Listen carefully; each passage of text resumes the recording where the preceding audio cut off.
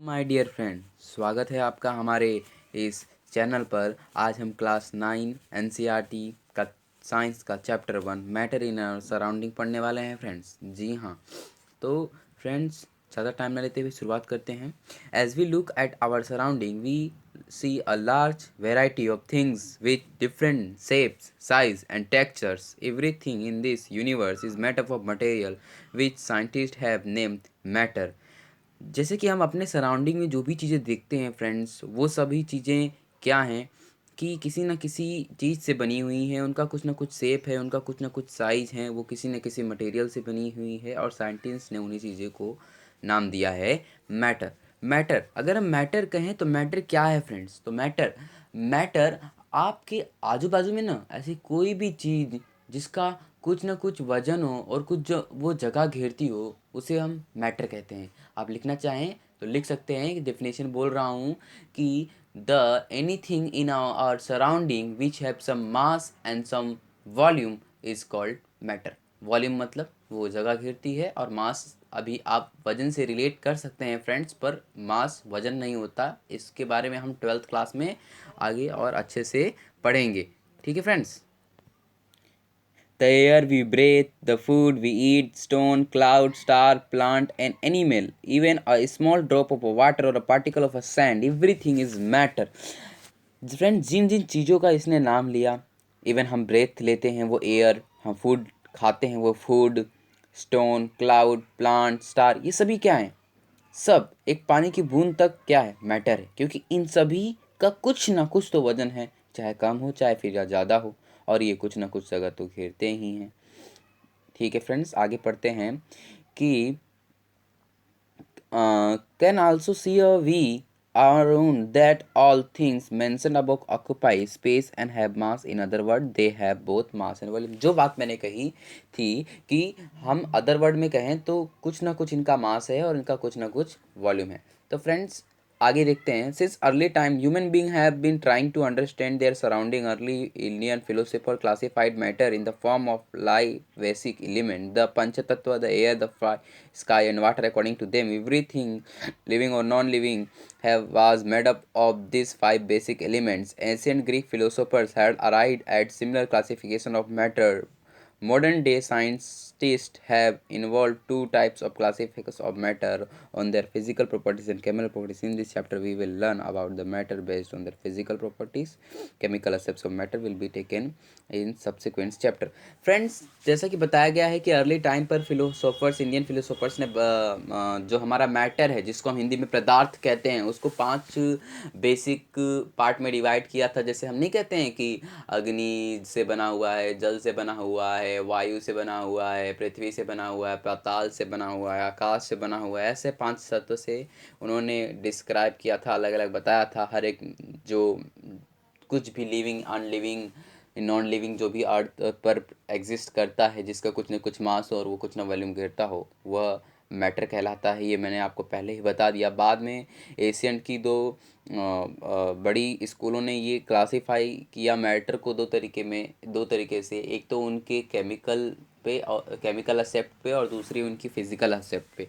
Friends, physical कहें तो उनमें सिर्फ फिजिकली देखा जाए, मतलब उसमें कुछ रासायनिक ना देखा जाए, सिर्फ उनकी फिजिकली बॉडी स्ट्रक्चर पर देखा जाए, तो फिजिकल नेचर ऑफ मैटर। अब हम बात करते हैं physical nature of matter. Matter is made of small particle. अभी देखो, मैटर जो है वो स्मॉल पार्टिकल से बना होता है। अब मैटर का हिंदी पदार्थ होता है, समझिए। आप अपने बगल में रखी पेन उठाइए, उस वो पेन क्या है? वो एक पेन मैटर है। हाँ, मैटर है, क्योंकि कुछ ना उसका वजन है और वो कुछ ना कुछ मास घेर रहा है।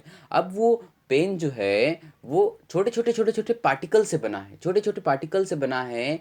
और इसीलिए कहते हैं कि जो मैटर है, कोई भी मैटर हो, वो छोटे छोटे पार्टिकल से बना होता है। For a long time two school thought prevailed regarding the nature of the matter. One school believe that to be continuous like a block of wood, here is the other thought that the matter was made up of particle like sand. Let us perform an activity to decide the nature of matter is continuous or particular. मतलब दो बड़ी बड़ी स्कूलों ने ये decide किया था। एक स्कूल ने कहा कि जो मैटर है वो मैटर के जो पार्टिकल हैं वो कुछ ऐसे हो सकते हैं कि आपके कमरे के दीवार दीवार में लगी ईंटें, दीवार समझे लीजिए मैटर, और उस पे जो ईंटें हैं वो पार्टिकल। फिर दूसरे स्कूल ने कहा कि नहीं नहीं, जो मैटर के जो पार्टिकल हैं वो उनमें लगी रेत रेत के समान होते हैं। आगे फ्रेंड्स यहाँ पर एक एक्टिविटी परफॉर्म करने के लिए दी गई है, बट फ्रेंड्स इसके नीचे आपके सबसे बुक के नीचे पेज में यहाँ पर एक कन्वर्जन दिया हुआ है। तो फ्रेंड्स पहले उसे पढ़ लेते हैं एक बार, ठीक है। देखते हैं क्या है। The SI unit of mass, mass mass को नापने का जो इंटरनेशनल यूनिट है वो क्या है, किलोग्राम। फिर the unit of volume of cubic metre, और वॉल्यूम नापने का जो यूनिट है वो है क्यूबिक मीटर। और एक क्यूबिक मीटर में 1000 लीटर होते हैं फ्रेंड्स, और 1000 सेंटीमीटर क्यूब 1 लीटर के बराबर होते हैं फ्रेंड्स। टेक, अब एक एक्टिविटी करने वाले हैं हम। Take 100 ml beaker, fill half the beaker with water and mark the level of water। एक 100 ml का हमें बीकर लेना है फ्रेंड्स, जैसा कि यहाँ पिक्चर में दिखाया गया है, और उसको हाल्फ भर देना है वाटर से और उस लेवल को मार्क कर लेना है। डिजॉल्व सम साल्ट, उसमें कुछ सॉल्ट यानी कि नमक या तो कोई शुगर मिला दीजिए, ऑप्शनल है, आप नमक मिला दीजिए या शुगर मिला दीजिए, और एक ग्लास रोड की मदद से उसे मिला दीजिए पूरा। Observe any change in the water level, आपको वाटर लेवल में कोई चेंज बदलाव दिखता है। What do you think has happened with the salt, where does it appear, does the level of a salt change? In order to answer this question we need to use the idea and matter is made up of particle. What are these? What was there in the spoon? Salt of a sugar has now spread throughout this illustration. When we dissolve salt in water the particle of salt get into the space between the particle of water। कहते हैं कि आप इस activity से आपको पता क्या चलता है, जब आप एक चम्मच नमक या एक चम्मच चीनी लेंगे और जब एक गिलास पानी में मिला देते हैं, तो आप वाटर मार्क पहले मार्क करके रख ले कि वाटर, हाँ इतना 10 ml है तो 10 ml। आपने अगर उसमें 1 ग्राम 10 ग्राम चीनी मिलाई तो क्या होगा, क्या होगा, ये होगा जो पानी है उसका जो मतलब वाटर मार्किंग है वो बढ़ेगी। वाटर मार्किंग इसलिए बढ़ जाएगी क्योंकि चीनी, देखो मैंने आपको पहले बताया, क्या बताया कि मैटर पार्टिकल से बना है, छोटे छोटे पार्टिकल से बना है। तो क्या होगा कि पानी के पार्टिकल्स के बीच में जो स्पेस होगा उस पार्टिकल में चीनी के पार्टिकल चले जाएंगे, और अगर उनके बीच में जाएंगे तो वो क्या होगा कि पार्टिकल के बीच में और ज़्यादा जगह बनने की कोशिश होगी और पार्टिकल ऊपर आ जाएंगे, इसीलिए पानी का लेवल बढ़ जाएगा। How small are this particle of matter. अब बोलो पार्टिकल जो होते हैं, अगर मैटर, सबसे पहली चीज़ मैटर क्या होता है, मैं वापस रिपीट करा दूं कि आपके सराउंडिंग में ऐसी कोई भी चीज़ जिसका कुछ ना कुछ वजन हो और जो कुछ ना कुछ जगह घेरता हो वो मैटर है। अब मैटर पार्टिकल से बना है, हमने ये पढ़ा। अभी पार्टिकल क्या होता है, कितना छोटा होता है, वो पढ़ने वाले हैं। तो कहता है कि 2-3 क्राइस्टल लेना है हमें पोटेशियम पर मैग्नेट की, और उसे 100 ml वाटर में मिला देना है। 2 टीम पोटेशियम पर मैग्नेट की क्राइस्टल लेनी है, उसे 100 ml वाटर में मिला देना है। Take approximately 10 ml of this solution and put it into 90 ml of clear water. इसी का 10% सॉल्यूशन ले लेना है बनाने के बाद। जो हमने 2-3 क्राइस्टल और 100 ml वाटर से जो सॉल्यूशन बनाया उसमें से 10 ml सॉल्यूशन हमें लेना है, और एक क्या कहते हैं कि 90 ml क्लियर वाटर में डाल देना है। Take out 10 ml of this solution. फिर ऐसे ही इसको दोहराते जाना है, दोहराते जाना है। फिर कैसे दोहराना है, देखो पहले 2 क्राइस्टल लोगे पोटेशियम पर मैग्नेट की, उसको 100 ml वाटर में डालोगे, फिर उसमें सॉल्यूशन बनेगा, उस सॉल्यूशन को 10 ml लोगे, और फिर एक 90 ml पानी लोगे उसमें डाल दोगे, फिर जो सॉल्यूशन बनेगा उस सॉल्यूशन में से आप 10 ml लोगे, फिर दूसरे 90 ml के पानी लोगे और उसमें वापस ये 10 ml डाल दोगे। ऐसा ही करते जाओगे। ऐसा क्या, ऐसे इससे होगा क्या फ्रेंड्स, इससे ये होगा कि सबसे पहले सोल्यूशन जो आपने बनाया होगा डायरेक्ट, जिसमें आपने क्राइस्टल ऑफ पोटेशियम मिलाए हैं और 100 ml वाटर, वो थोड़ा कॉन्सेंट्रेटेड रहा होगा। कॉन्सेंट्रेटेड मतलब फ्रेंड्स थोड़ा गाढ़ा रहा होगा, बट आपने जब उसमें से 10 ml नहीं मिला के